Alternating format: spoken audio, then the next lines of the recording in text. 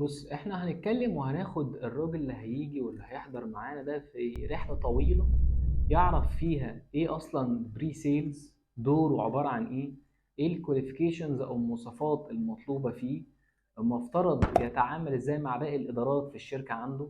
ازاي يتعامل مع العملاء، ازاي يتعامل مع الفيندورز بتاعته، ازاي يتعامل مع الكومبيتيتورز او منافسين ليه في المجال. وزي ما قلت من شويه ازاي يتعامل مع زمايله، ازاي يبدا يقرا مناقصه او مشروع جاي له، ازاي يبدا يتعامل مع استشاري بيتواصل مع إيه المطلوب منه بالظبط لما يبدا يشتغل مع استشاري، او لما يجي يشتغل مع اند يوزر. ده ليه طريقه في التعامل، ده ليه طريقه في التعامل. ازاي يبدا كمان يتعامل مع مديرين، وازاي يقدر يتعامل ويوصل شغله لاصحاب الشركه وللتوب مانجمنت اللي موجودين، بحيث في الاخر زي ما قلت قبل كده ودايما بقول ما يهدرش حقه، لان هي شغلانه مليانه تفاصيل.